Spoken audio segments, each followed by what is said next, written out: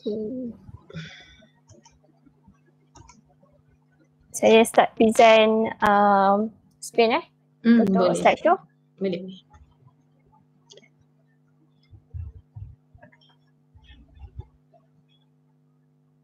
Boleh pasang slide ya. Okay. Okay, bismillahirrahmanirrahim. Berapa? Bismillahirrahmanirrahim. Assalamualaikum warahmatullahi wabarakatuh.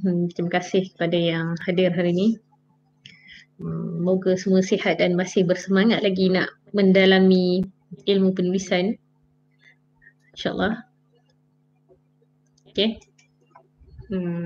Seperti biasa ada yang nak berinteraksi, silakan, jangan senyap saja. Susah juga cakap seorang ni. Okay, insyaAllah. InsyaAllah topik kita hari ini idea atau ilham. Ni rasanya adalah dah terjawab beberapa soalan dalam pertemuan pertama dengan kedua hari tu. Tapi insyaAllah ni idea atau ilham ni yang akan saya kongsikan hari ni berdasarkan pengalaman saya sendiri dan beberapa sahabat yang lain dalam mencari idea dan ilham ni. Atau ilham ni sama je. Idea atau ilham ni sama je maksudnya. Okay. InsyaAllah boleh teruskan. Macam mana kita nak menjemput idea atau ilham ni? Dia lain orang, lain cara dia.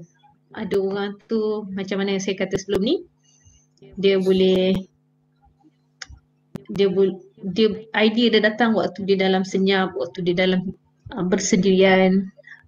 Ada ketika idea dia hadir ketika waktu bertemu masyarakat atau dalam keadaan berkumpulan. Dia bermacam. Okey, ni dari satu sudut yang saya senaraikan ni berdasarkan pengalaman sendiri dan beberapa sahabat yang berusaha pada awalnya menjemput idea dia. Kita tengok yang pertama. InsyaAllah boleh teruskan yang pertama. Ni berbalik pada kita punya, mungkin ada yang ikut dari awal ataupun masih ingat 13 tip yang pertama tu. Jadi penulis tu salah satunya niat ni. Kenapa saya kata kena perbetulkan niat ni dari awal? Kita nak buat sesuatu tu kena ada target atau sasaran. Kita punya karya penulisan kita jadi seperti apa. Penulisan kita nak jadi dia, kita nak hasilkan karya kita seperti apa. Itu yang pertama. Dia cukup ringkas, memang ringkas, tapi benda ni kena bila dah selalu buat, insya-Allah idea tu kita senang je nak jemput. Ini pada awalnya memang pada asasnya memang selalu kena buat dan untuk mengasah diri tu supaya idea tu mudah datang, insya-Allah. Okey, yang pertama tadi betulkan niat. Seterusnya yang kedua. Okey, yang kedua dia apa? Ini kita sebagai seorang Muslim. Ini tak ada peserta yang non-Muslim tak ada. Kita sebagai seorang Muslim ni kena banyakkan amal ibadat. Ini dari segi kita tengok daripada sejarah lampau lah macam mana penulis-penulis kitab-kitab yang muktabar yang terkenal. Ini antara yang utamanya banyakkan amal ibadat ni. Maksudnya dari segi kita buat sesuatu ibadat ni, ada juga kita meniatkan supaya Allah datangkan idea atau ilham untuk kita menulis. Ini dari awal saya dapat guru pun orang yang insya-Allah yang Islamik, dia punya mentor pun Islamik, jadi dia banyak terapkan, banyakkan amal ibadat. Jangan kita bergantung pada situasi sahaja. Okey, seterusnya yang ketiga. Sambil-sambil tu boleh bercelah kalau ada yang nak bertanya, kalau tak pun masuk dalam chat pun boleh insya-Allah. Ini tak boleh tinggal jugalah. Yang utama juga kena doa. Doa ni salah satunya kita minta, kita nak ilham tu datang. Ini antara yang awal-awal saya dapatkan ilmu ni memang kena doa. Dia tak, memang ada orang kata boleh je idea ni datang time waktu dia duduk bersendirian atau ketika dia duduk di tepi pantai ke atau yang lain-lain lah. Tapi kita kena banyakkan juga meminta supaya Allah bagilah, supaya idea tu datang insya-Allah. Seterusnya yang keempat, poin dia cukup ringkas dan huraian dia kalau tak jelas apa yang saya sampaikan boleh ni ini antara yang tak terkecuali juga, mohon restu ibu bapa. Ini saya nak kaitkan kisah saya sendiri waktu saya sekolah dulu. Saya bermula penulisan ni dengan penulisan puisi. Sukalah nak dikongsikan juga, kalau nak kata latar belakang family saya ni insya-Allah yang Islami lah. Jadi orang mak ayah saya ni berpandangan sastra ni, yalah, nampak penulisan tu berkait dengan sastra kan. Saya ni suka buat puisi. Bukan puisi kita, puisi alam sekitar, puisi kita rasa sesuatu yang kita rasa. Tapi bila sampai saya menceburkan diri dalam bidang cerpen, saya buatlah kisah-kisah kawan-kawan dalam kelas. Sampai satu waktu ayah saya dapat saya punya cerpen. Kisah tak ada kisah cinta ni kisah alam remaja, alam persekolahan. Sampai ayah saya tanya, nak jadi apa sebenarnya ni? Yalah, kita anak nak jawab apa kan? Jadi waktu tu saya memang tak terjawab. Cuma saya suka menzahirkan apa yang dirasa. Sampai satu waktu bila saya dah mengerti bahawa penulisan tu bukanlah berkait kita nak jadi seorang sastrawan ke, seorang penulis masa ke, tapi kita ada kita punya hala tuju yang lain. Baru saya boleh dapat jawab dekat khususnya ayah saya waktu tu. Cuma artikel saya waktu tu, cerpen saya tu ayah saya buang lah. Masa tu belum ada laptop apa semua tu kan. Jadi memang tulisan tu sekadar ditulis tulisan tangan. Memang cabaran saya waktu tu, kalau dikenal memang sedih lah. Maksudnya cerpen tu cikgu saya dah kata bagus, boleh tercuba hantar kan. Tapi berontak dalam hati lah, tak berani nak ni kan. Sampai satu waktu bila dah menulis ni ada satu hala tuju, bukan sekadar kita nak membuang masa, tapi ada mencari manfaat di sebalik apa yang kita buat tu. Baru saya berani nak menghasilkan sesuatu dan saya tunjuk bukti dia dekat ayah saya lah khususnya waktu tu. Mudah-mudahan sedekahkan sama-sama, sedekahkan Al-Fatihah untuk ayah saya yang saya dah 5 tahun tinggal. Itulah antara titik tolak yang saya rasa macam cabaran yang menguatkan saya lagi. Walaupun waktu tu memang saya memberontak dalam hati lah, bukanlah nak merontak. Saya ingat saya waktu tu saya tingkatan 1 kalau tak silap saya. Bila saya dah berjaya menunjukkan hasil, maksudnya saya masuk pertandingan, bila menang saya tunjuk ayah, bukannya nak jawab dengan ayah ni, ayah saya tegas, tak berani nak menjawab, apalagi nak menyatakan sebenarnya. Tapi bila cikgu datang bagi tahu terpilih untuk wakil negeri penulisan ni kan, jadi kat situlah mungkin terbukanya hati seorang ayah menghargai minat anak dia. Itu yang saya nampak lah. Jadi mohon restu ibu bapa atau pasangan. Memang pada awalnya memang saya agak terkilan bila karya saya tu ayah saya buang. Saya menangis mak saya masa tu, saya ingat. Menangis, sangat menangis. Ayah saya nak saya ni ke bidang Islamik lah, agama. Tapi saya penulisan ni saya minat bukan, tapi pernah lah bercita-cita nak satu waktu dulu saya ingat sastrawan tu satu kerjaya. Waktu zaman sekolah dulu lah, sekolah rendah tu, saya ingat sastrawan tu satu kerjaya. Rupanya dia bukan satu kerjaya tetapi sesuatu yang macam tu juga penulis. Saya ingat dia boleh, kalau nak jadi penulis ni dia kena fokus je kan. Dia satu kerjaya yang tak boleh ada kerjaya yang lain. Padahal penulis ni boleh sebagai sampingan, tetapi boleh ada kerjaya yang lebih hakiki, maksudnya yang utama daripada penulis ni.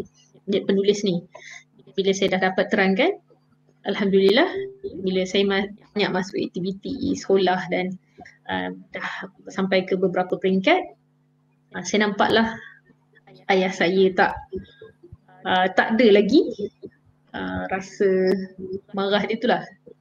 Sebelum tu memang nampaklah macam tak reda.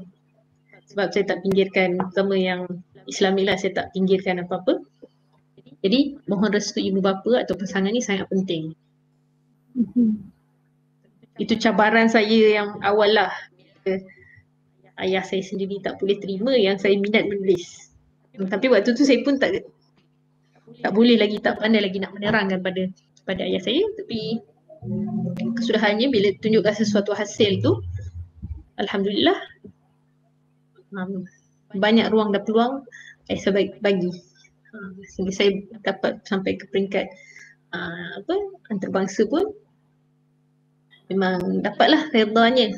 Itu yang utama. InsyaAllah. Antarabangsa adalah beberapa bahagian penulisan ni. Alhamdulillah. Yalah, kalau tak ada waktu tu sekolah kan, dengan bajet sendiri belum ada, tentu merasakan alamak. Tapi Alhamdulillah mak ayah bagi sokongan dan dapatlah juga pergi negara orang dengan hasil penulisan. Itu antara cabaran awal lah, tapi yang penting mohon restu ibu bapa. Okey, yang kelima seterusnya. Ni tak lari daripada topik kita yang sebelum ni, topik yang pertemuan kita sebelum ni. Kita kena fikir yang baik. Kita nak hasilkan karya yang terbaik, kena fikir yang baik. Boleh je kalau kita nak datangkan ilham tu dengan sesuatu yang negatif, dia akan hadirlah yang negatif. Dan kita nak buat sesuatu topik yang sesuatu yang bermanfaat, tentu kita nak buat sesuatu yang baik yang menghasilkan manfaat untuk orang lain juga, bukan sekadar diri kita saja kan. Jadi kita kena fikir yang baik-baik. Seterusnya yang keenam, ni tak dapat kita lari supaya kita tak membuat sesuatu. Kita boleh tengok hasil karya orang macam mana yang bila dia boleh menghasilkan yang melarut-larut tu. Minta maaf saya cakap saya banyak juga tak setuju dengan sebab waktu saya membesar, siapa pernah dengar syarikat Alaf 21, saya minta maaf saya cakap syarikat tu, mungkin pernah dengar kot Alaf 21. Macam mana lambakan novel yang dihasilkan yang sangat banyak novel cinta-cinta yang kalau dilihat memang sangat tak sesuai kita sebagai seorang Muslim, apalagi bila dia dah ada yang beberapa dah terbit sebagai jadi filem kan. Jadi kita nak mengelakkan maksiat ni dalam penulisan, sebab macam mana saya pernah kata di awal itu, apa yang kita tulis tu boleh jadi amal jariah kebaikan untuk diri kita bila kita dah tak ada nanti, dan boleh jadi amal jariah keburukan yang tak baik bila kita dah tak ada. Kita nak yang mana sebenarnya? Jadi kita ciptakan untuk mendatangkan idea yang baik, kita kena jauhi maksiat. Ni tak boleh lari lah, insyaAllah. Okey, yang ketujuh. Ini lebih kurang lah kepada jauhi maksiat tadi. Pertama, kalau kita nak dapat ilham yang baik, jaga adab dan batas pergaulan. Ini saya ingat waktu saya pergi Minggu Penulis Remaja. Minggu Penulis Remaja ni saya ingat saya usia baru habis SPM. Habis SPM 18 18. Alhamdulillah saya terpilih waktu tu. 18 tahun, umur 18 tahun waktu tu berapa ya? Tahun 2003 kalau tak silap. 2003. Waktu tu semua dah umur berapa ni masa 2003 tu saya terpilih. Saya ingat Allah yarham Dr. Osman Putih kata, kalau nak menghasilkan idea yang baik, kena jaga adab dan batas pergaulan. Sebagai seorang Islam ni Alhamdulillah saya dapat lingkungan yang mentor atau guru yang baik-baik. Dia mengingatkan tetap jaga adab. Sebagus atau sebaik mana kita jaga adab dan batas pergaulan ni. Ini diingatkan juga waktu tu MPR tu Minggu Penulis Remaja tu untuk remaja berumur 17 sampai 25 tahun kalau tak silap saya, anjuran DBP dan PENA juga GAPENA lah. Dan pesertanya bukan orang Islam saja. Ada non-Muslim juga, ada Cina, Kristian, Sarawak, India dan Cina lah. Memang diingatkan juga jaga adab dan batas pergaulan ni supaya idea yang kita nak, idea yang baik, yalah, tak lari lah, insyaAllah. Okey, yang ke-8. Ini memang kebanyakannya penulis suka benda ni. Tak terkecuali lah orang yang tak menulis pun kan. Bermusafir ni perlu bila kita nak mendapatkan idea ni, kita ada jenis orang, tak semua orang yang bila dia berjalan sini sana dia dapat idea. Ada jenis orang dia bila duduk bersendirian dekat rumah ke, lagi-lagi time PKP kan, lagi dia banyak idea. Saya ada jumpa seorang sahabat saya, memang bila PKP ni lagi dia banyak idea katanya, dan dia dah menulis beberapa artikel dan sedang menyiapkan satu novel. Nantilah bila dah keluar novel dia boleh saya kongsikan, insyaAllah. Jadi bermusafir ni perlu, melancong ni perlu. Melancong ni bukanlah kita nak kata pergi luar negara ke apa, tapi sekadar dalam negara atau sekadar kita keluar daripada keadaan tempat kita ni ke tempat yang lain. Dengan kita melakukan aktiviti macam tu, insyaAllah idea tu mudah hadir. Tapi melakukan step-step yang tadilah, kita minta juga dengan doa. Okay, ini sangat mudah lah musafir. Okay, seterusnya yang ke-9, bergaul dengan masyarakat. Ada tak jenis penulis yang dia tak bergaul dengan masyarakat tapi banyak menghasilkan karya? Ada yang nak jawab? Bergaul dengan masyarakat. Kenapa ada perkataan bergaul dengan masyarakat?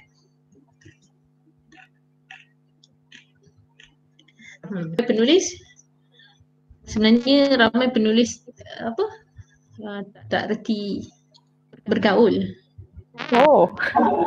Realiti ni, kebanyakan program-program penulisan mereka ni tak bercampur dengan yang lain. Ni siapa yang biasa pergi program penulisan yang dengan penulis-penulis lah.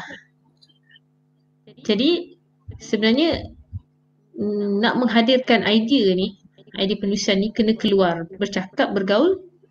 Jadi seorang penulis sebenarnya tak boleh kena sumbang. Tapi memang pada awalnya, pengalaman saya sendirilah, bila mengikuti bengkel-bengkel yang contoh yang dah pernah menghasilkan penulisan, memang susah mereka ni nak bergaul dengan orang lain. Jadi orang yang macam kita yang hadir tu, kita yang kena mulakan perbicaraan atau apa-apa perbincangan tu. Ini kalau berpeluang pergi bengkel-bengkel di luar sana nanti, tengoklah keadaan dia orang. Kebanyakannya memang bila insya-Allah bila yang dah senior ni dia tak macam tu. Tapi yang baru-baru ni kebiasaannya dia memang susah nak bergaul dengan kelompok yang ni. Mungkin dengan masyarakat dia boleh secara biasanya, tapi nak dikatakan dengan kelompok-kelompok penulis ni, itu biasa yang saya sendiri rasailah. Dan yang ke-10 memang tak dapat tidak untuk mendatang atau menjemput idea ni, kena membaca. Kenapa ni nombor 10? Sebab membaca ni patutnya nombor 1 lah kan. Tapi nombor 1 tadi apa? Perbetulkan, perbaiki niat. Membaca ni sangat perlu. Nak tak nak memang kena membaca untuk menghadirkan idea atau menambahkan kosakata yang ada dalam bahasa kita ni. Okay. Ada apa-apa persoalan dengan 10 cara atau apa nak kata, tips untuk menjemput idea ni, idea atau ilham ni? Boleh kita buka dah 9.30. Dia sangat ringkas tapi ringkas tak ringkas, kalau tak mulakan memang tak jadilah kan. Satu tu kena dimulakan. Okay, ada apa-apa nak tanya untuk setakat 10 idea atau ilham yang saya kongsikan ni? Macam tadi kan yang akak share pasal kalau macam kita nak sumber yang kita dapatkan tu, contohnya macam membaca tu, adakah dia macam lebih baik untuk kita pilih bahan bacaan yang align lah with apa yang kita nak tulis?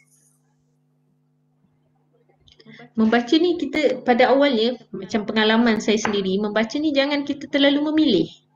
Tetapi kalau kita nak menghasilkan karya yang macam mana nak kata, karya yang lebih baik, kita cari yang buku yang lebih baik. Tapi maksud apa tadi? Siapa nama tadi? Lupalah. Aida. Kalau kita nak sesuai aja, minta maaf. Kalau kita membaca satu buku tu, kita salah satunya kita nak mencari menambah kosakata. Kita tengok gaya bahasa dia macam mana. Biasanya orang membaca ni selain nak tahu apa isi sesuatu yang dibaca tu, isi buku tu, kita kena kita pertama kita yang nak menulis ni kena berusaha mencari apa yang kita nak, apa kita punya konten, apa kita punya konten penulisan kita tu. Contoh kita baca satu novel saya ambil, siapa pernah baca novel Salina? Samad Said. Ada yang pernah baca tak? Dia tebal. Tak apa. Nak kata cerita Salina tu, kita nak, dia sekadar tajuk dia sekadar nama. Tajuk novel dia sekadar nama, tapi hakikat dia tentang kehidupan yang sangat apa? Kehidupan masyarakat yang seronok untuk diketahui lah. Jadi kita kena, bahan bacaan ni kita kena pilih juga. Tak ada masalah kalau kita rasa kita nak dalam penulisan, kita nak fokus pada penulisan kita tentang isu masyarakat atau apa isu yang kita nak tuliskan tu. Kalau macam saya, sebelum ni saya dah kongsikan juga, macam saya membesar dengan cerita karya Hamka. Jadi saya nampak penulisan dia tu tentang kehidupan, tentang pendidikan, tentang masyarakat. Jadi isu tu saya rasa sangat dekat lah. Dan bila nak menulis tu, Allah ada je idea. Kalau saya kurang idea juga, saya suka membaca balik kisah-kisah buku Hamka ni. Itu salah satunya lah. Okay, ada soalan lain? Ada soalan pada Siti Humaira. Membaca ini boleh dalam satu medium saja atau perlu pelbagai? Maksudnya artikel, post Facebook, jurnal dan lain-lain. Kalau saya fokuskan kat sini, kalau saya fokuskan membaca ni, saya fokuskan yang utama ni adalah buku. Kalau nak kata medium sekarang memang sangat banyak. Cuma saya fokuskan buku, kenapa? Sebab kita akan nampak hasil karya penulisan siapa tu. Pertama, dulu saya diajar Allahyarham Rahimidin. Siapa pernah dengar nama ni? Dia dulu kerja di BP. Dah meninggal dah beliau ni. Tak silap saya 3 tahun lepas. Itu guru puisi saya. Katanya, kalau nak membaca, pertama kita nak membaca buku ni, kita lihat siapa penulis dia. Ada orang tak kisah, macam kita yang baru lah kan. Siapa-siapa yang baru dia akan tak kisah, baca je lah. Tajuk menarik. Yang kedua ni baru tengok tajuk. Saya ingat masa tu dia kata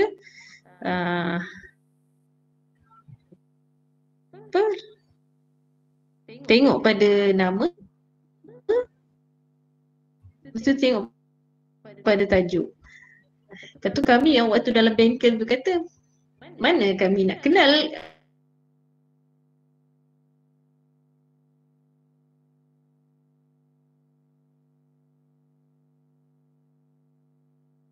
tolak tepi, kita tengok tajuk ni.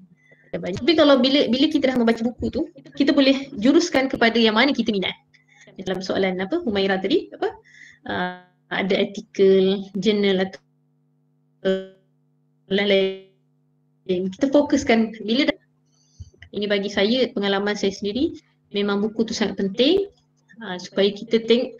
Dia yang penting sebenarnya membaca ni, salah satunya memang nak menghadirkan ilham, menjemput ilham dan menambah kosakata kita. Jadi menambah kosakata ni yang bila kita membaca tu kita akan rasa, oh macam ni. Kita buat ayat tu dengan apa? Susunan yang betul.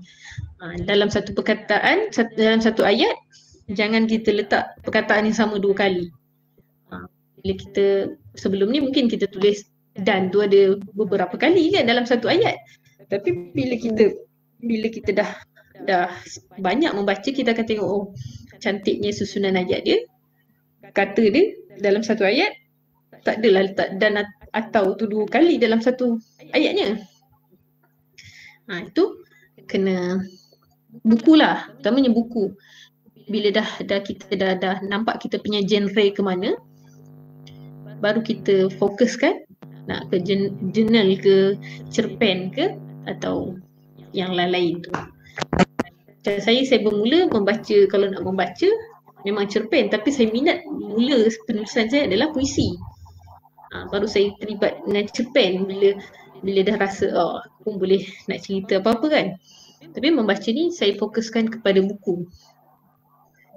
Mungkin boleh bersetuju ataupun ada pandangan yang lain, boleh je mengamalkan. Sebab ni saya cerita ni 10 yang utama ni mengikut pengalaman saya sendiri dan sahabat-sahabat yang mengikuti, yang pernah sama mengikuti bengkel lah. Okay, boleh? Masih bersemangat lagi? Ada apa-apa soalan lagi? Dalam tempoh masa yang singkat ni, saya nak kongsikan kisah. Kalau tak ada persoalan yang lain lah. Ada tak? Yang baru masuk ke, ada apa-apa nak tanya ke? Nak tanya? Dengar ke? Okay, silakan. Okay. Dengar. Okay, idea selalu datang sewaktu kita, ini pendapat saya sendirilah. Idea selalu datang sewaktu kita tengah sedih atau mungkin sedang gundah gulana kan. Waktu tu lah idea datang mencurah-curah. So macam-macam lah ayat-ayat yang puitis, yang bernada melankolik, yang keluarlah dalam fikiran kita.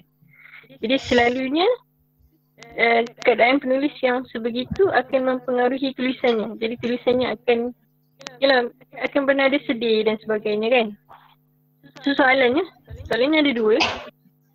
Soalan yang pertama, betul? Genre penulisan yang mana yang sesuai, yang paling sesuai lah untuk sesuatu yang bernada melankolik atau sedih tu. Itu satu. Soalan yang kedua, tak pasti soalan ni sesuai ke tak tanya, tapi nak tanya juga lah.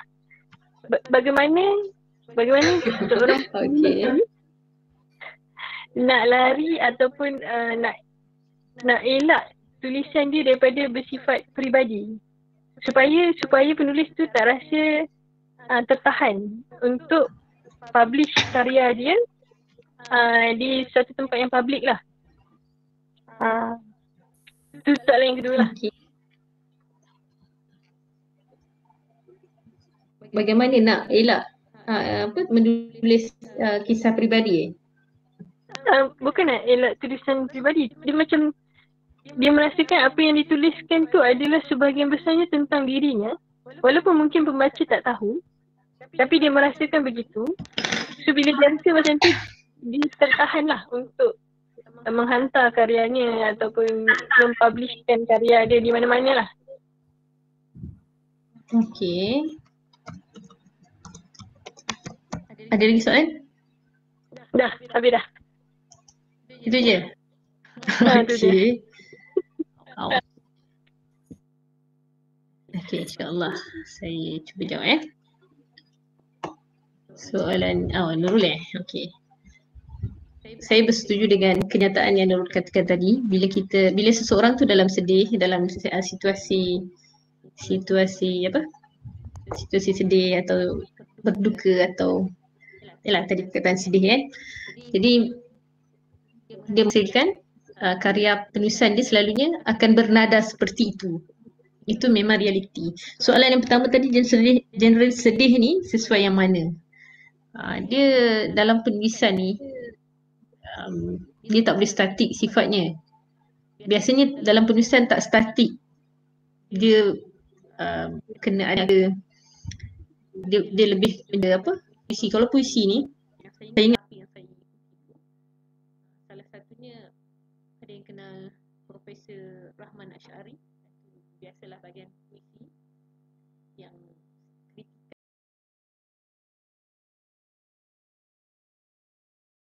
lah apa yang saya ikuti dulu. Salah satunya ada yang kenal Profesor Rahman Ash'ari. Itu biasalah bahagian puisi yang kritikan ni sangat bernas. Dia selalu kata, kalau kita sedang merasai sesuatu, memang waktu tu bila dia diri dia sangat jujur. Maksudnya bila dia sedang merasai sesuatu tu, dia mudah meluahkan. Contoh yang tadi saya ambil, kalau dia rasa sedih, dia sedih atau geram pada seseorang ni, dia menzahirkan rasa dia melalui penulisan, itu selalunya tidaklah menipu. Jadi kalau nak kata genre yang sesuai tu, kalau puisi sesuai lah. Tapi kalau artikel, sebaiknya artikel ni kena berencam dia punya rasa dia, adunan tu kena bukan satu rasa je dalam penulisan tu. InsyaAllah kalau dapat nanti bila di akhir kelas nanti saya tunjuk contoh-contoh penulisan atau saya masih mencari lagi sebab tak jumpa lagi hadis penulisan saya yang macam mana kritikan Profesor Rahman Ash'ari ni. Ini penulisan saya dengan kawan-kawan yang sama mengikuti bengkel dulu. Memang mudah bila kita merasai sesuatu tu, ilham mudah datang. Tapi bila kita dah menulis tu, contohnya kita buat puisi, kita kena semak balik. Semak tu maksudnya, saya dulu kalau nak menulis puisi ni, saya suka ambil juga nama, memetik juga nama Puan Nisah Harun.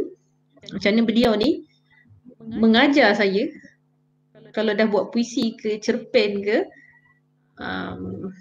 syair ke apa ke, penulisan lain maksudnya, jangan terus untuk belakkan kita ni nampak sangat meluahkan rasa tu, jangan terus menghantar karya.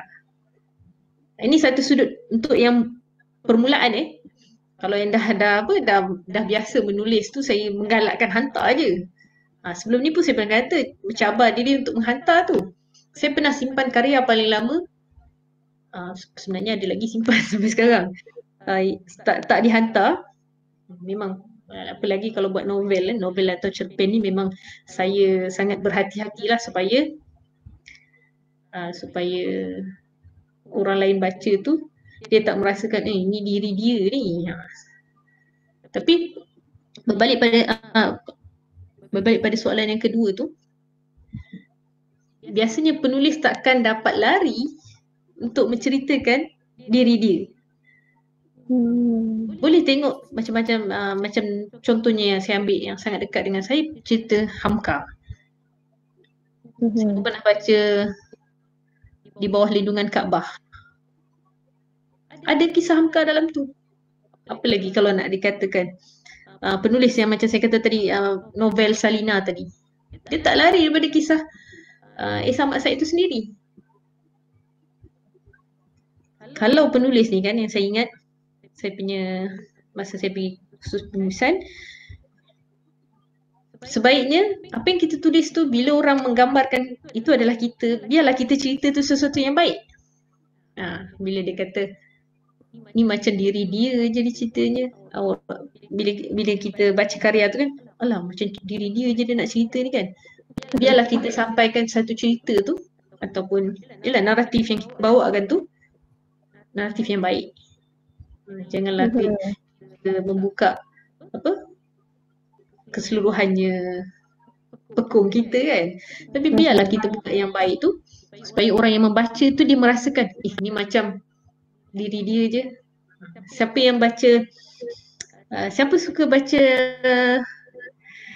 novel ni Okay lah, saya ambil yang waktu popular zaman saya remaja dulu, ayat-ayat cinta. Bila saya dapat bertemu dengan penulis dia, ada ingat siapa nama penulis dia? Habibur Rahman Al-Shirazi. Tengok movie je. Apa? Tengok movie je.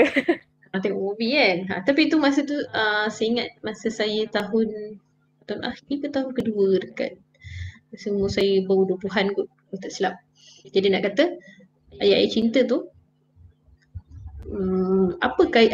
macam mana dia boleh menghasilkan novel yang sangat, kalau kita kata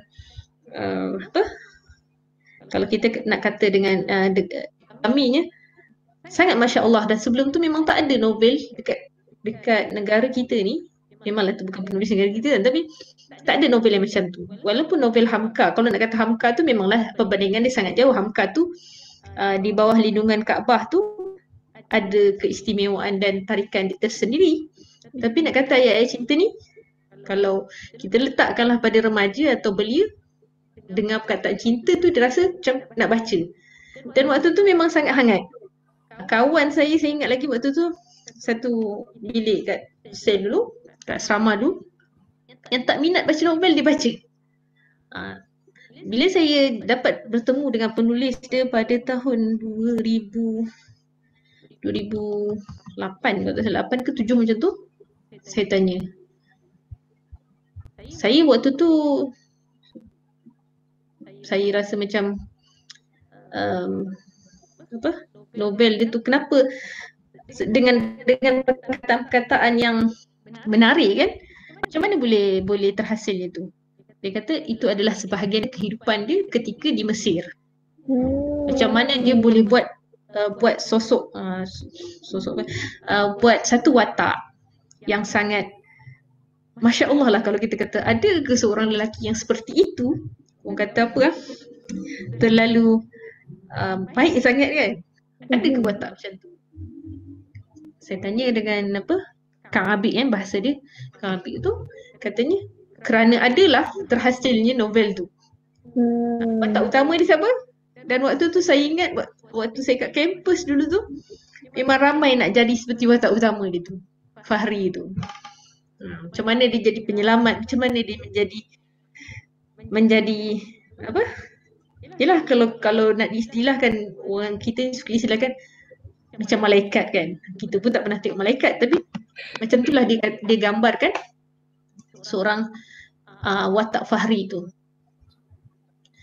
Bila ditanya macam mana boleh terhasil novel tu, saya tak tengok waktu ada filem je, saya tak tengok sebab saya seorang kawan non-Muslim saya, itulah masa tu saya dah habis belajar, seorang kawan non-Muslim saya datang jumpa, dia kata, Atriza, saya pelik lah, kenapa dalam novel ni cukup cantik tapi bila dalam filem sangat jauh lah.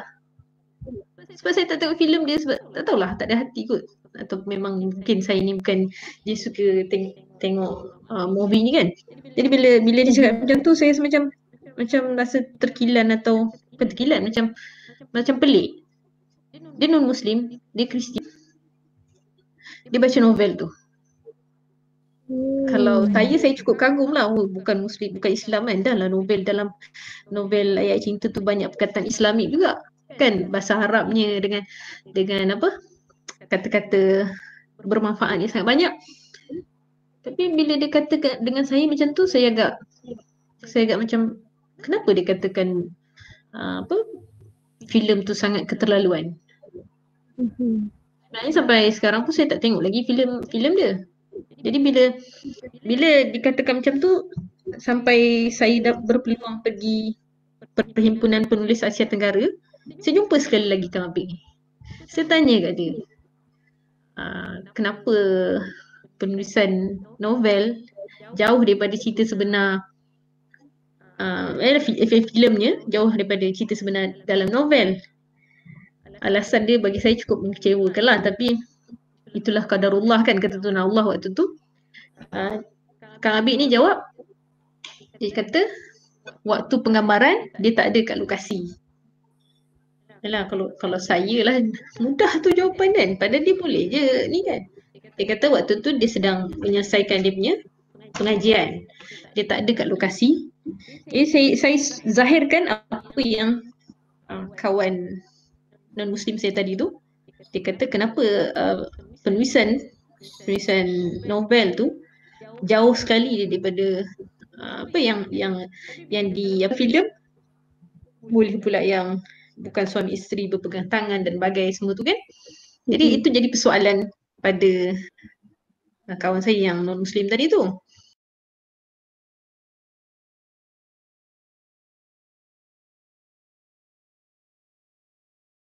Suami isteri berpegang tangan dan bagai semua tu kan.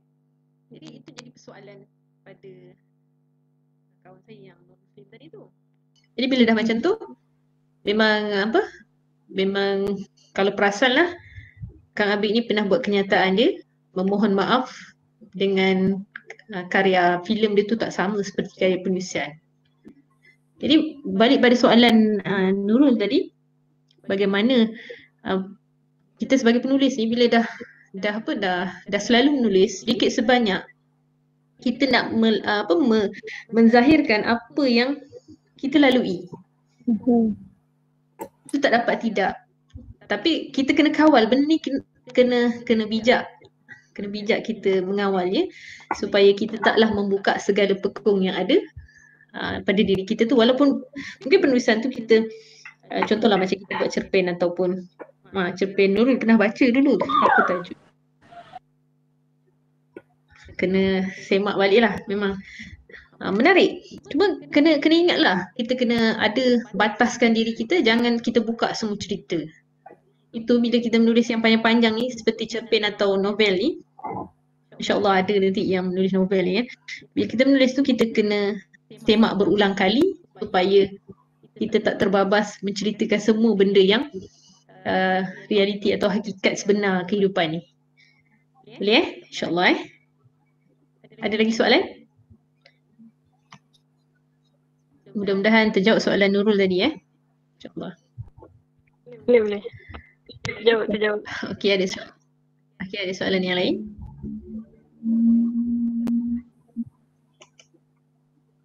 Okey, kalau tak ada saya nak teruskan sikit lagi insyaAllah. Kita teruskan slide. Kisah penulis agung yang karyanya kekal sehingga kini. Ada yang boleh teka tak? Karya siapa saya nak ketengahkan hari ni? Ada yang boleh teka tak? Teka nanti saya bagi satu buku. Cepat. Buku terbaru insyaAllah. Andrea Hirata. Ish.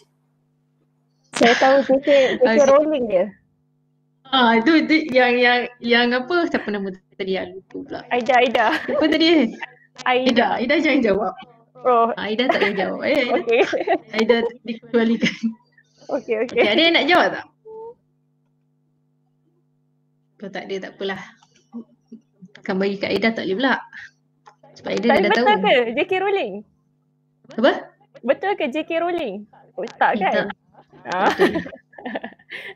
Okey, ada nak teka tak? Ada. Tadi Okey, tak apalah kalau tak ada. InsyaAllah saya nak kongsikan. Saya nak menyarankan diri kita semua yang kat sini, jadilah penulis seperti Imam Bukhari. Kenapa saya nak kaitkan Imam Bukhari? Pernah dengar nama Imam Bukhari? Pernah. Pernah. Jauh berbeza dengan JK Rowling. Tak ada, saya nak cerita pasal Imam Bukhari hari ni. Ini sudut tambahan lah sikit insyaAllah. Apa yang menarik ni Imam Bukhari ni? Ada yang tahu tak? Tak ada. Boleh yang lain bersuara lah. Janganlah saya bercakap seorang dengan Aida je. Okey, ada yang nak bersuara lagi? Okey, saya teruskan. Apa yang menariknya Imam Bukhari ni? Okay, pernah tak kita terfikir mengapa tulisan para ulama terdahulu ni begitu tahan terhadap keberadaan dan faedahnya berpanjangan sehingga hari ini, di era digital seperti hari ini kan? Pernah tak kita terfikir? Jadi macam saya sendirilah kan, kenapa perlunya jadi penulis seperti Imam Bukhari ni? Memang sesuatu yang, yalah, kalau bahasa orang sekarang ni sangat awesome lah. Okay, meminjam istilah dunia buku hari ni, karya para ulama boleh dikatakan paling laris, berabad-abad dan turun-temurun. Tanpa ada sekatan. Cuba tengok lintas generasi dia sampai ke kita, sampai ke generasi yang akan datang insya-Allah. Padahal penulisan dia bukannya menulis macam kita sekarang. Kita sekarang menaip, masuk terus ke dalam laptop, tersimpan dalam hard disk. Tapi dulu dengan penulisan tangan. Hakikatnya mereka ni menulis dengan cara yang manual. Tak ada canggih lah. Macam sekarang ni semua type, boleh terus cetak kan. Tapi menariknya dengan alatan yang serba biasa tu tidak menghalang mereka ni daripada menjadi produktif dalam mengeluarkan karya penulisan. Siapa pernah baca kisah Imam Bukhari ni, dia sangat menarik lah. Sedangkan dia mendapat ilham daripada mimpi. Yalah, salafus salih dulu memanglah kebanyakannya semua kena ingat Imam Bukhari ni bukannya hidup di zaman Nabi kan. Jadi macam mana dia boleh menghasilkan hadis-hadis yang sangat banyak tu? Kalau ketika remajanya, kalau menurut kisah ketika remaja Imam Bukhari ni, dia punya ingatan dia sangat masya-Allah, sampai boleh mengalahkan kita punya RAM sekarang ni lah, walaupun berapa giga kan, berapa gigabyte, tapi beliau ni boleh menyimpan sangat banyak memori. Ketika umur 16 tahun dia boleh menghafal kalau tak silapnya dalam 70,000 hadis Nabi yang bercampur-campur lah lagi waktu tu kan. Jadi nak ceritakan karya penulisan ni sebagai contoh apa yang kita kenal dengan yang siapa pernah baca kisah dia lah, dia boleh dia menghasilkan hadis dalam masa 16 tahun dia dapat mengumpulkan hadis semuanya, dan dah dia asingkan hadis yang muktabar dan hadis yang yang sahih dengan yang tak sahih tu, daripada puluhan ribu hingga jadi ribu. Okay, kita tengok lagi sebagai contoh siapa yang tak kenal dengan ulama besar yang sama taraf dengan, bukan sama taraf lah nak kata, yang muktabar juga, yang terkenal juga, Ibnu Jarir At-Tabari. Ni siapa yang membaca tafsir At-Tabari juga dalam akan kisah At-Tabari ni, Jarir At-Tabari ni akan kenal juga dalam catatan sejarah karangan penulisannya berjumlah 358,000 naskah. Banyak kan? Kita mungkin tak mampu macam tu walaupun usia kita panjang lagi, insya-Allah panjang lagi daripada beliau ni kan. Jika dikira, kita nak kira lah satu hari tu beliau dapat menulis berapa helaian. Kalau baca dalam kitab Qimatul Az-Zaman menjelaskan Ibnu Jarir At-Tabari ni satu hari dia menulis 40 helaian. Nak menyiapkan seusianya sampai habis usia dia ada 358,000 naskah.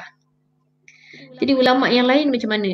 Ibnu Jauzi. Ini yang biasa kalau kitab dia apa ya? InsyaAllah ada yang pernah baca ni. Jadi beliau meninggalkan 500 buku dan banyak naskah lainnya. Kita paling tidaklah untuk kita yang sebagai penulis insya-Allah niatkanlah paling tidak satu buku yang bermanfaat kita tinggalkan sebelum kita mati insya-Allah, ataupun paling tidak pun artikel yang bermanfaat supaya jadi jariah kebaikan dalam kehidupan kita lah insya-Allah kan. Okey, yang seterusnya, jadi ulama yang besar macam Ibnu Jarir tadi dah menghasilkan 358,000. kita cubalah satulah paling hebat pun insya-Allah kan. Moga itulah yang menjadi jariah kebaikan kita.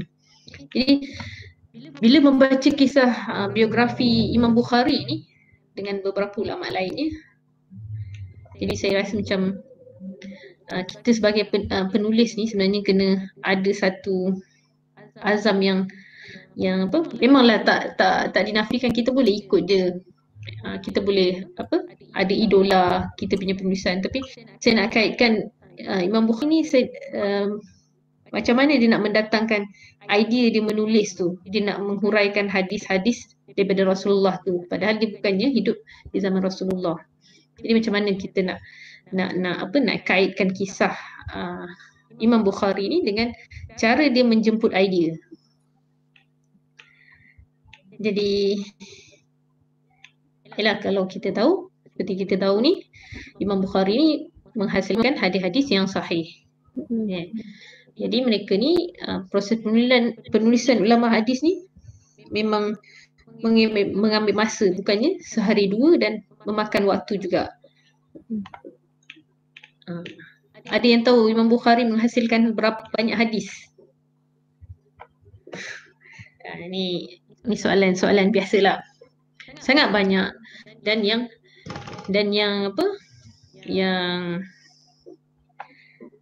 satu riwayat mengatakan Imam Bukhari ni menghasilkan 600,000 hadis. Tetapi setelah diteliti dan dinilai oleh beberapa ulama hadis yang sebelum tu, hanya 7,563 hadis sahaja yang direkodkan sahih. Maksudnya yang tak ada unsur tak ada, maksudnya yang sahih lah, yang tepat sumbernya. Jadi dapat tak kita bayangkan bagaimana beliau ni mempunyai memori data yang kuat dan kaya idea menulis hadis. Hadis tu maksudnya selepas Al-Quran kan. Al-Quran memang wahyu dari Allah kepada Nabi SAW dan ditulis oleh para sahabat. Tapi hadis ni kenapa bukan para sahabat yang menulisnya? Memanglah dari para sahabat. Macam kita baca An-Nabi Hurairah radhiyallahu anhu qala. Maksudnya hadis tu disampaikan dari siapa, tapi yang menulisnya orang lain. Sangat menarik kan kalau kita tengok dia punya intro sikit tadi tu. Dia menulis, orang lain yang cakap. Jadi nak kata dia punya Masya Allah sangatlah RAM dia tu, dia punya otak dia sangat geliga lah kan.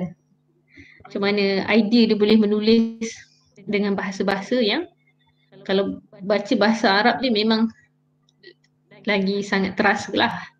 Kalau yang boleh bahasa Arab tu, kalau dah terjemah Melayu ni kadang-kadang macam ni nak kata dia agak tak berapa, bukanlah nak kata tak berapa tepat, tapi kurang samalah maksud dia. Jadi nak kata Imam Bukhari ni apa yang dibuat sampai dia boleh macam tu sekali dia punya idea dia hadir.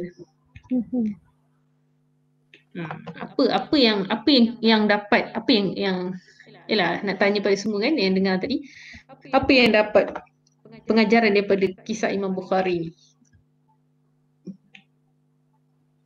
Apa? Ada tak yang boleh nak share kan?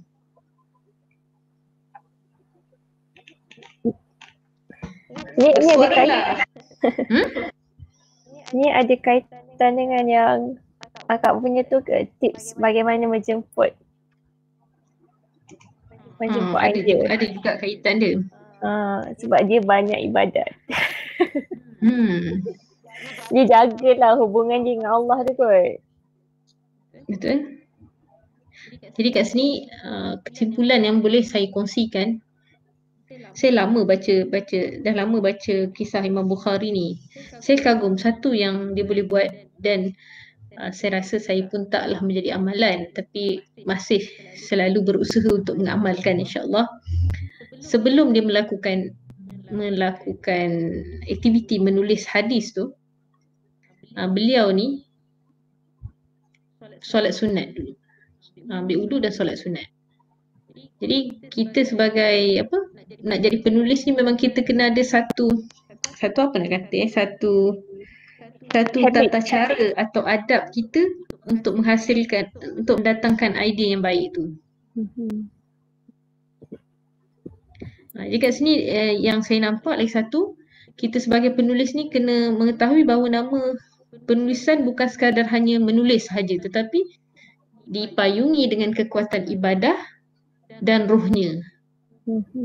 Sebab macam penulisan Imam Bukhari ni, dia melibatkan Allah dalam apa yang ditulis tu. Maksudnya tidak, kalau nak kata dia seorang bijak, memang seorang bijak. Kenapa saya kata? Ialah boleh menyimpan data ingatan yang sangat kuat. Macam tu sekali kan, Masya Allah. Tapi beliau ni tetap melibatkan Allah dalam segala urusan dia, urusan penulisan dia. Yalah, sebenarnya kita boleh lihat yang lain juga, bukan hanya Imam Bukhari yang mengamalkan cara ni. Kita boleh lihat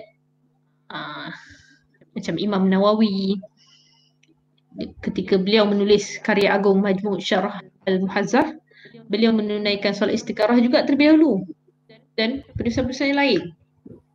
Kalau nak kata macam Imam Ghazali, banyak sebenarnya yang boleh kita jadi ikutan sebagai kita seorang Muslim ni. Kita boleh ambil ibrah pengajaran yang bagus daripada mereka ni. Kenapa mereka ni melaksanakan ibadah tu terlebih dahulu? Sebab dia yakin bila dia meminta, Allah tu sebenarnya sangat malu untuk tidak menunaikan permintaan hamba-Nya. Jadi kita ni kena tak malulah meminta dekat Allah tu kan. Banyak lagi buku-buku yang lain. Kalau nak baca kitab-kitab Imam Bukhari ataupun Imam Nawawi ke ataupun Ibnu Hazim ke, boleh baca. Ada yang nak baca bahasa Arab atau bahasa Malaysia, tak banyak terjemahan dia. Kalau banyak pun bahasa Indonesia lah. Bahasa Indonesia tu bagus juga dia punya terjemahan dia, insyaAllah. Jadi sentiasa berdoa dan melakukan sunat istikharah tu beliau lakukan sebagai amalan supaya apa yang ditulis tu tak lari daripada kebenaran dan mengharapkan manfaat orang yang baca. Kalau kita lihat karya-karya sekarang ni, bila penulis dia dah meninggal, kebanyakan sampai mana je perginya. Itu kalau para penulis nampaklah. Kalau kita yang sekadar membaca je, kita tak sedar lah orang ni masih hidup ke tidak kan. Tapi kalau di kalangan penulis, pernah juga yang kami yang kebanyakannya sekarang Islamik lah, yang menyedari macam mana nak menghasilkan penulisan yang bila dah meninggal tu boleh dikatakan cetakan dia sampai berpuluh bahkan beratus lagi. Tapi kita tengok yang macam ulama-ulama ni, dia tak ada pun menulis atau menaip. Sekarang kita menaip tapi karya dia sampai kepada kita dah berabad lamanya kan. Masya Allah kan. Jadi kita kena fikirkan juga macam mana kita nak menghasilkan idea. Tapi kalau menurut Imam Bukhari ni, dia ada 5 tips. 5 tips daripada kisah Imam Bukhari yang saya ceritakan tadi tu. Antaranya, ni kena ingat daripada kisah Imam Bukhari ni, dia bagi menghasilkan, yang saya nampak menghasilkan karya penulisan yang agung ni perlukan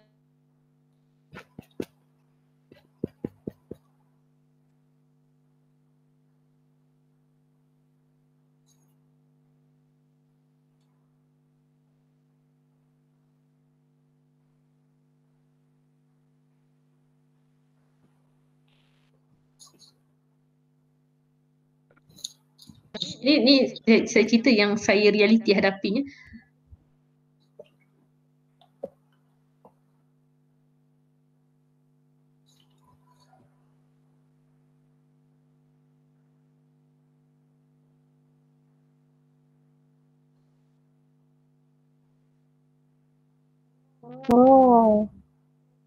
Saya pun tak dengar. Ingatkan line saya yang tak okey. Sekejap Kak Atriza tengah keluar dan masuk balik. Baru Najwa, ingatkan line saya yang tak okey.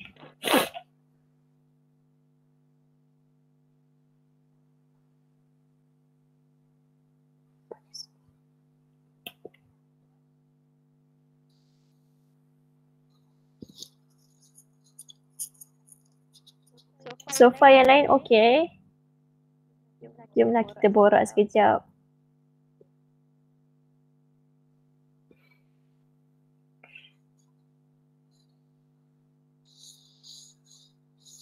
Okay, insyaAllah. Okey, Kak Atriza dah masuk balik. Kita tak akak tengah mute. Akak kena unmute. Tadi. Okey. 5 tip tadi saya nak kongsikan yang apa yang saya dapat daripada apa cerita daripada tadi tu, mempunyai niat dan motif yang baik dalam menulis dan memahami kualiti isi yang akan ditulis. Ni memang kena fikirkan jugalah sebab kita nak ni. Yang keduanya, kena kaya lah ni. Kaya data dan fakta. Sebab ketika dia nak menulis tu, dia mendapatkan sumber yang sangat banyak. Sebab dia bukannya hidup di zaman Nabi, jadi macam mana dia nak dapatkan penulisan dia? Pernah tak terfikir macam mana? Sedangkan dia tak ada hidup di zaman tu, dia tak ada dekat dengan orang yang menyampaikan tu, dengan Nabi SAW. Macam mana dia boleh dapat? Jadi dia banyak sumber dan banyak gurunya. Dikatakan beliau ni mempunyai 1000 orang guru dalam kisah yang sangat muktabar, kisah Imam Bukhari ni. Beliau ni sangat banyak guru. Jadi dia nak mendapatkan sumber hadis tu bukan pada seorang saja. Macam kita lah, kita nak menulis sesuatu isu masyarakat, kita kena kenal kita kena kenal kondisi keadaan-keadaan di tempat tu. Jadi kena kaya data dan fakta. Ini tak boleh lari lah.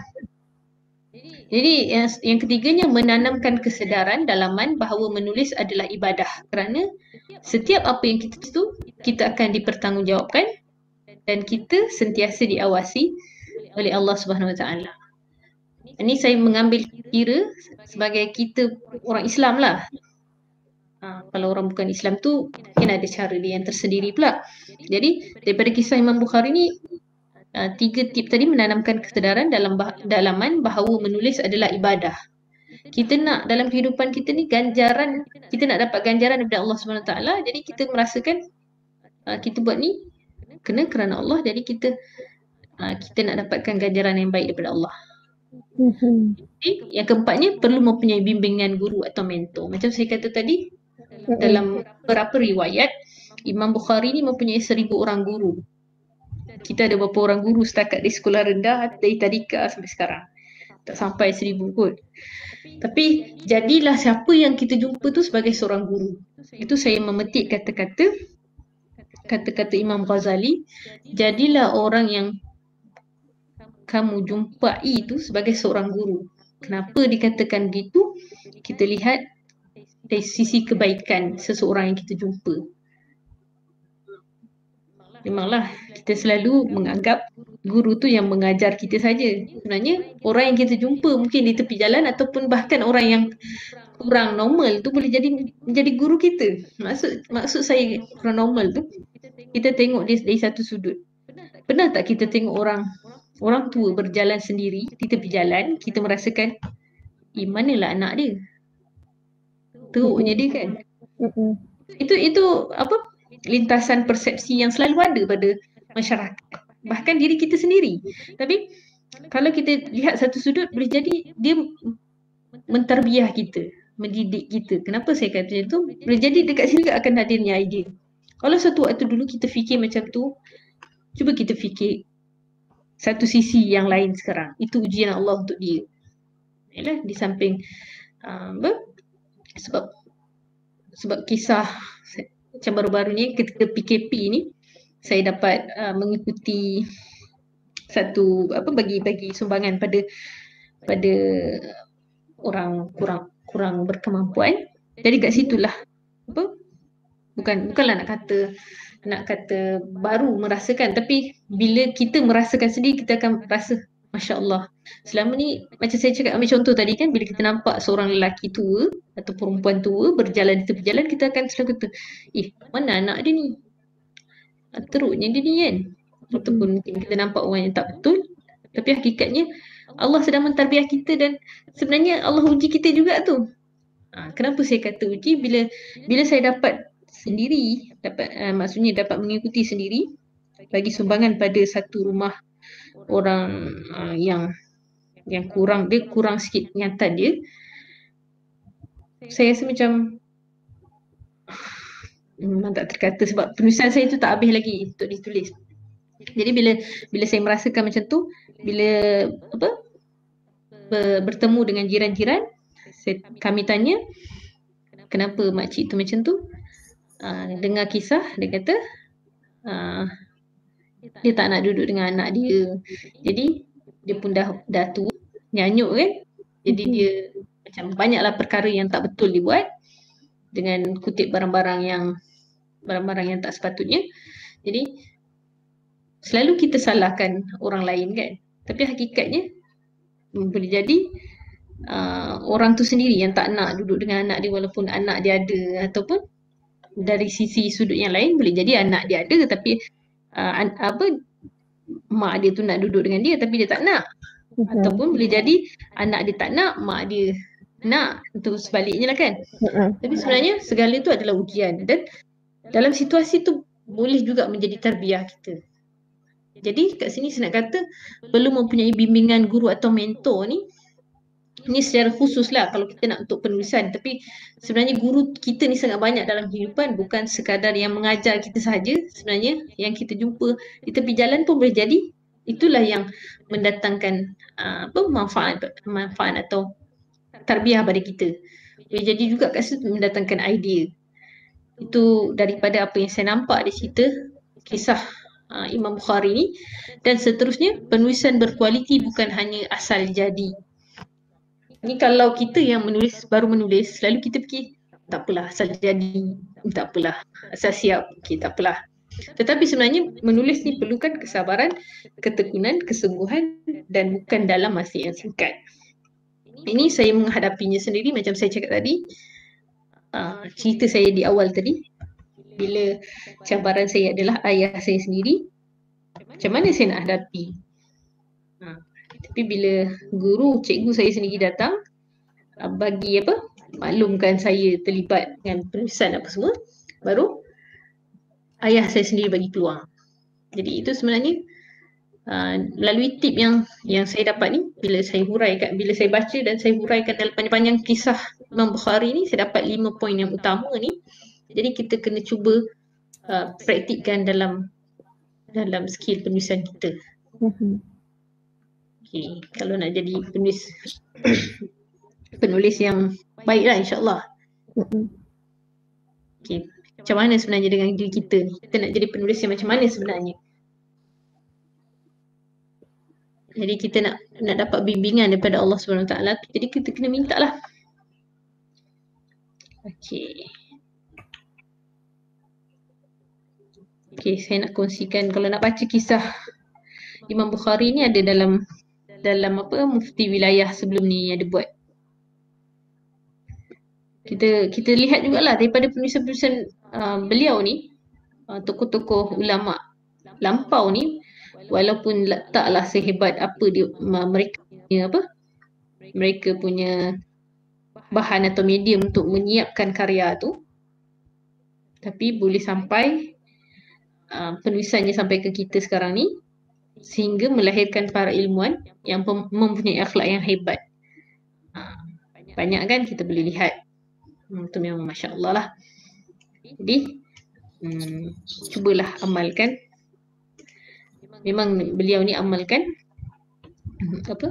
solat sebelum melakukan penulisan. Menulislah sebelum menulis. Okey, ada apa-apa yang nak ditanya?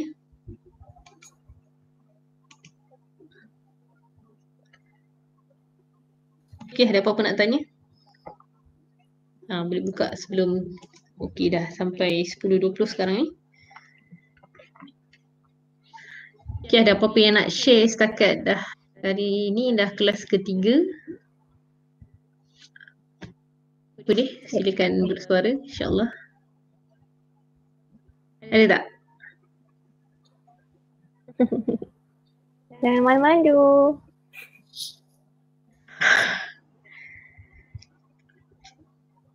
Ada tak?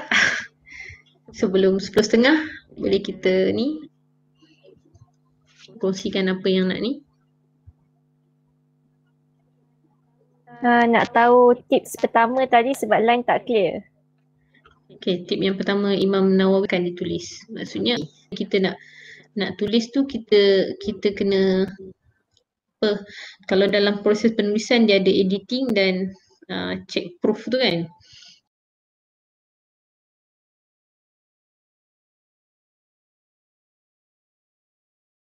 Tulis tu kita kena apa, kalau dalam proses penulisan dia ada editing dan check proof tu kan. Jadi sebelum sampai pada orang tu lebih baik kita sendiri mempunyai niat dan motif yang baik, itu insya-Allah dalam menulis ni, dan kita sendiri perlu memahami apa yang kita nak tuliskan tu. Itu kena apa? Betul. Itu kena berbalik pada apa tema yang kita nak buat. Jadi saya sarankan juga bacalah kisah Imam Bukhari ni, banyak link yang lain. Tu saya kongsikan link yang Majlis Agama Islam wilayah punya, mufti wilayah punya. Okay. Okay, ada orang lagi tak nak bagi soalan pun mungkin boleh bagi macam benda yang take home message ke, benda yang paling terkesan ke.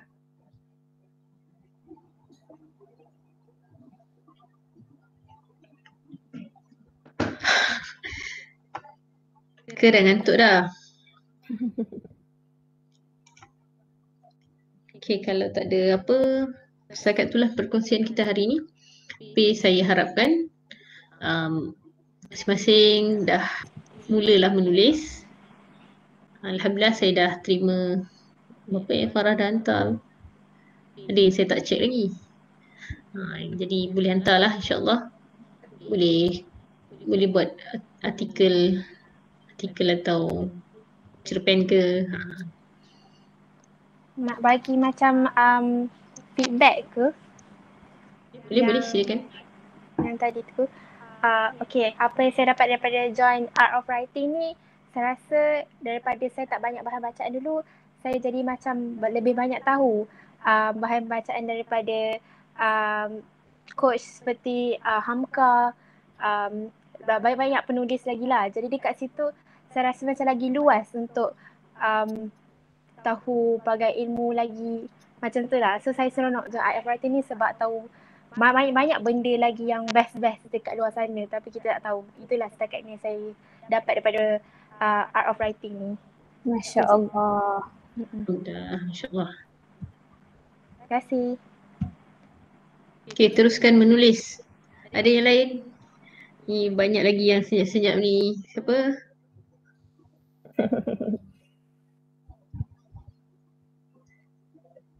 Betul, menulis ni sebenarnya kena mulakan. Selagi tak mulakan, selagi itulah takkan. Selagi tak mula tu kita tak dapatlah nak apa, tak nampak kat mana Tak kita ada feel. boleh. Tak ada feel tu. Tak ada feel lah. Dia kena, kalau nak cek feel tu cuba amalkan yang tadi. Yang kena letakkan yang saya sampai sekarang saya tak tinggalkan, kena banyak membaca lah.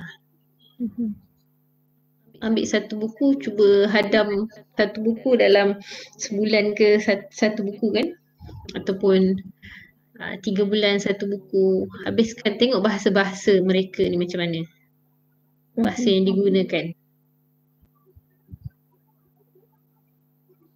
Kita boleh inilah ambil dia punya cara tu, skill dia tu. Okay, ada.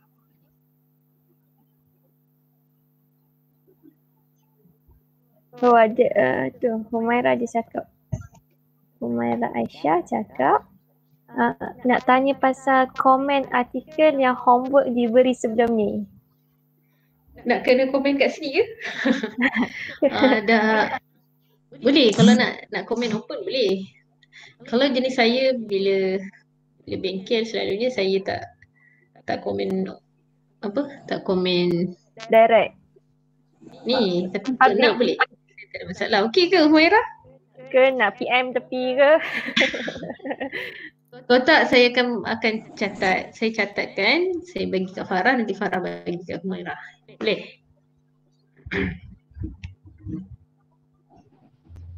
Okey. Yalah, kalau tak ada apa-apa saya akhirkan setakat ni dan saya harap sekali lagi moga-moga kita dah mula menulis. Mana tahu lepas ni kita boleh ber-JV ke, menghasilkan karya. Manalah tahu kan, insyaAllah. Okay, saya serahkan balik kepada moderatornya. Okay, Alhamdulillah. Terima kasih banyak kepada Kak Triza dan juga semua orang peserta yang join malam ni kan. Indeed is a very good inisiatif dan juga daripada inisiatif pada diri sendiri, peserta sendiri kan untuk jam malam ni. Dan juga Kak Triza untuk luangkan masa bersama kita semua dan kita dapat belajar lah tips-tips. Pak saya hujan dari pagi tadi. Akak kat mana? Dia teka. Teka kat mana? Saya dekat Seremban. Memang hujan lebat di pagi tadi. Tak henti lagi sampai sekarang. Sampai sekarang tak henti? Henti Ya lagi. Allah, dahsyatnya. Di tempat yang dah banjir dengan yang kat Negeri Sembilan ni. Wow, moga dipermudahkan. Tak tahulah tempat lain macam mana Tak tahu, mungkin tak hujan macam ni kot. Hujan juga pasal saya tapi tak adalah sampai malam. Saya kat cerah. Okey. Mana tahu tengah-tengah hujan ni ataupun sejuk macam ni kan boleh menghasilkan idea yang baik, insyaAllah. Selalu macam malam-malam sejuk dia macam nostalgic sikit kan perasaan tu. Betul. Tu saya lah. Betul kan. Dan apa yang tips yang Kak Triza share malam ni, bolehlah kita cuba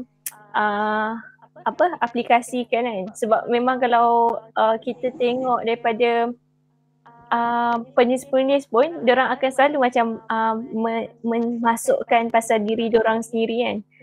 Contoh macam kalau sekarang ni macam yang popular, mungkin macam popular untuk umur yang muda-muda adalah macam Temi kan. Dia banyak menulis tentang cerita hidup dia yang penuh dengan struggles but at the same time penuh dengan pengajaran.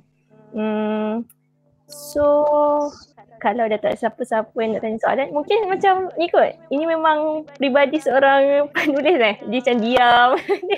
dia tak mula-mula je. Biasanya mula-mula je macam tu. Dia tak. Okay. InsyaAllah dia bila dah lama-lama tu dia tak tahu ni norma baru kot sebab dalam online kan. Saya tak banyak kamera. Patutlah pelik. Kita bolehlah tutup majlis tu dengan tasbih Qur'an dan juga suratul As.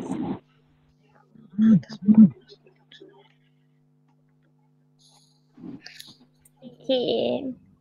Assalamualaikum semua. Selamat malam. Terima kasih Kak Triza.